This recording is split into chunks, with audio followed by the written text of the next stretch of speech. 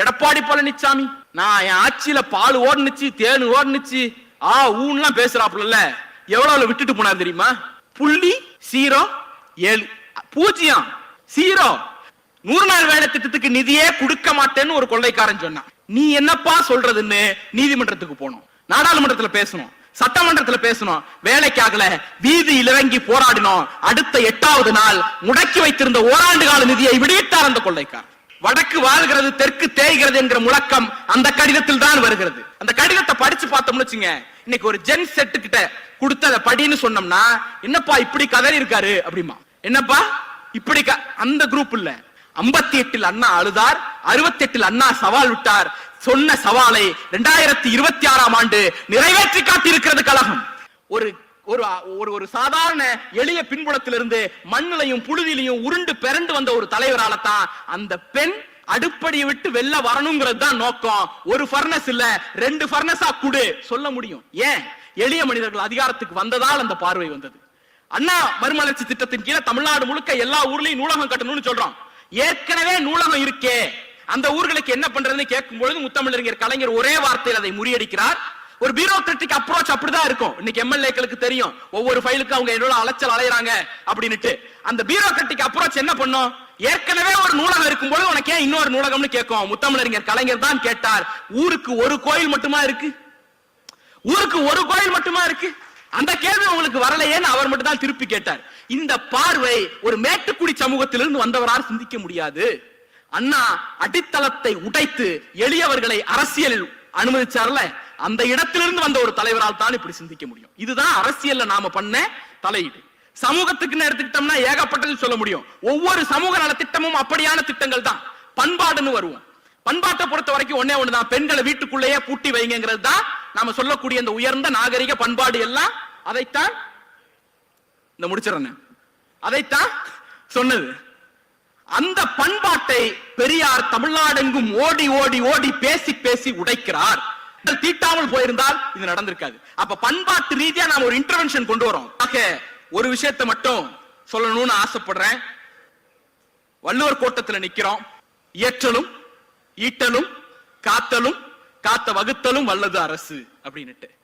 இன்னைக்கு திராவிட மாடல் அரசு இதற்கு மிகச்சரியான சான்று. திராவிட மாடல் அரசை போல வேறு எந்த அரசையும் இதுக்கு சான்றாக நம்மளால பொருத்த முடியாது.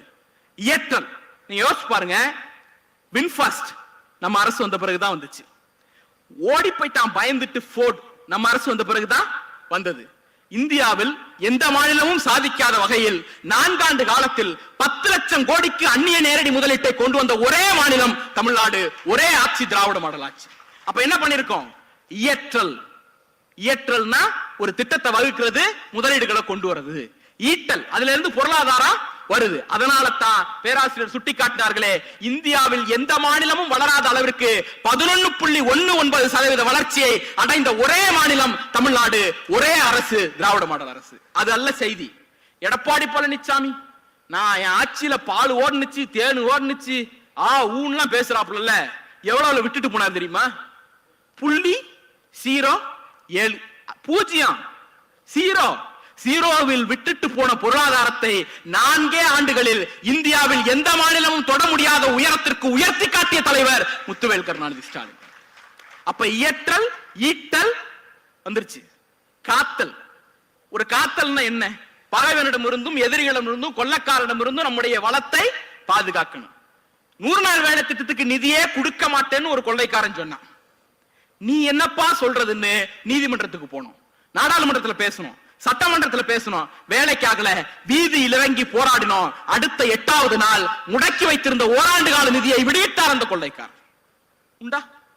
காத்த மீட்டிருக்கோம். அடுத்து வாங்க, கல்வி நிதி கொடுக்கவே மாட்டேன் விடாப்பிடியா இருந்தாப்ல நீதிமன்றத்துல வழக்கு போட்டு ஆர்டிஇ கார்டு 600 கோடியை பெற்றுட்டு வந்திருக்கோம். இப்படியான காத்தல் திட்டங்கள் இந்த அரசு. அது ஒண்ணும் கிடையாது. 2020ஆம் ஆண்டு அந்த ஆட்சி விட்டுட்டு போகும் பொழுது தமிழ்நாட்டில் சமூக நல திட்டங்களுக்கான முதலீடு 95,000 1 லட்சம் கோடி. இன்னைக்கு 2025இல் 1,59,000 கோடி, ஏறக்குறைய 1,60,000 கோடி. 5 ஆண்டு காலத்தில் 60,000 கோடி சமூக நல திட்டங்களின் முதலீட்டை அதிகப்படுத்திய ஒரே ஆட்சி திராவிட மாடல் ஆட்சி.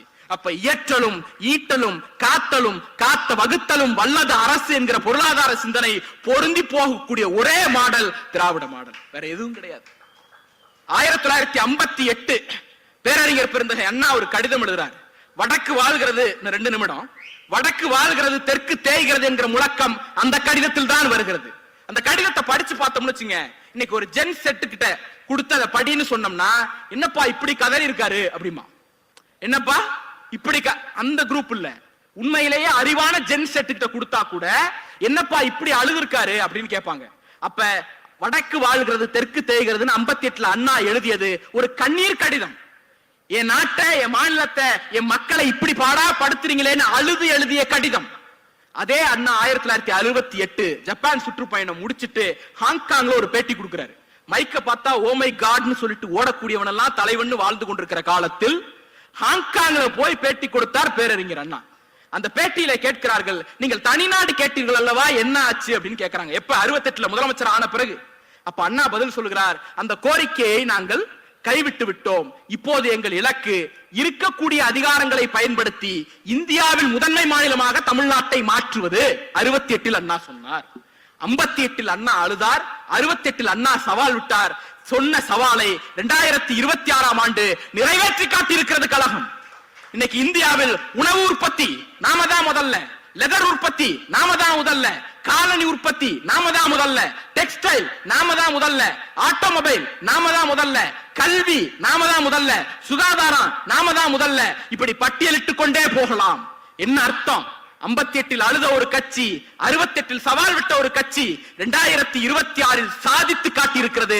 தெம்போடு சாதித்து விட்டோம் என்கிற கர்வத்தோடு பேசிக் கொண்டிருக்கிறோம். இந்த நிகழ்வுக்கு 2 டேக்அவே இருக்கணும்னு நினைக்கிறேன். ஒண்ணு, திராவிட பொருளாதாரத்தை நாம் நிகழ்வுகளாக, சம்பவங்களாக, ஸ்கீம்களா பேசிட்டே இருக்கோம்.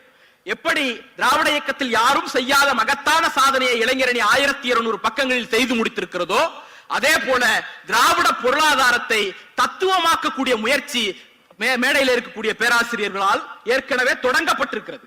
அதை முழுமை அடைகிற வகையில் ஒரு முழுமையான பொருளாதார ஆவண தொகுப்பை இளைஞரணி கொண்டு வருவதற்கான முயற்சியை எதிர்காலத்தில் எடுக்க வேண்டும் என்கிற ஒரு கோரிக்கையோடு, பொருளாதாரத்தை அரசியல் களத்தில் அதிகம் பேசி வெற்றி பெற்ற இயக்கம் நாம் தான். நம்முடைய இளம் பேச்சாளர்களுக்கு அது குறித்த கூடுதல் விழிப்புணர்வை ஏற்படுத்தி எளிய மக்களிடம் எளிய மொழியில் பொருளாதாரத்தை பேசுவதற்கான வாய்ப்பை ஏற்படுத்தி கொடுக்க வேண்டும் என்கிற 2வது கோரிக்கையும் வைக்கிறேன். வள்ளுவர் கோட்டம் குறித்து பேராசிரியர் சொன்னார். வள்ளுவர் கோட்டத்திலே தன்னுடைய பெயரை பதிக்க வேண்டும் என்பது பல பேருக்கு ஆசை. முத்தமிழறிஞர் கலைஞருக்கு அது ஒரு ஏக்கம். ஏன்னா அவர் பார்த்து பார்த்து செதுக்கின வள்ளுவர் கோட்டம். இந்த வள்ளுவர் கோட்டத்திலே அவர் பெயர் கிடையாது. அதனால்தான் 1989 பதவியேற்ற பிறகு பதவியேற்றதற்கு ஒரு கல்வெட்டு வைத்தோம். அந்த கல்வெட்டு நீங்க வெளில போனீங்கன்னா தெரியும். அதற்கு பிறகு இன்றைக்கு 2025 இந்த வள்ளுவர் கோட்டத்தை புனரமைத்து புதுப்பித்து நாம் அமர்ந்திருக்கக்கூடிய இந்த அரங்கத்தை எல்லாம் மாற்றி முத்தமிழறிஞர் கலைஞருடைய கொள்கைக்கும் ரத்தத்திற்கும் வாரிசாக இருக்கக்கூடிய நம்முடைய முதலமைச்சருக்கு ஒரு கல்வெட்டு வைத்திருக்கிறோம். புரட்சி நடிகருக்கும் ஒரு ஆசை, தனக்கும் கல்வெட்டு வேணும்னு அவர் ஆசைப்பட்டார். ஒண்ணு இல்ல, வெளில போனீங்கன்னா தெரியும், இந்த அரங்கத்துக்கு பேக் சைடு ஒரு கல்வெட்டு இருக்கும். அன்னை தெரசா சென்னை வந்த போது மரம் நடும் விழா நடைபெற்றது. அந்த மரம் நடும் விழாவிற்கு எம்ஜி ராமச்சந்திரன் அவர்கள் தலைமையேற்றார் அப்படின்னு ஒரு கல்வெட்டு இருக்கு. அந்த மரம் இல்ல, வச்ச மரம் இல்ல, ஆனா அந்த கல்வெட்டு இருக்கு. ஆக வள்ளுவர் கோட்டத்தில் தன் பெயரை பதிக்க வேண்டும் என்பது பல பேருக்கு ஆசை, பல பேருக்கு ஏக்கம். ஆனால் திராவிட இயக்க வரலாற்றில் பொன்னான 2 நாட்களை உருவாக்கி வள்ளுவர் கோட்டத்தின் வரலாற்றில் தன்னுடைய பெயரை பதித்திருக்கிறது திராவிட முன்னேற்ற கழகத்தின் இளைஞரணியும் இந்த இயக்கத்தின் இளம் தலைவரும். அந்த வரலாற்றோடு நாம் செல்வோம். நன்றி, வணக்கம்.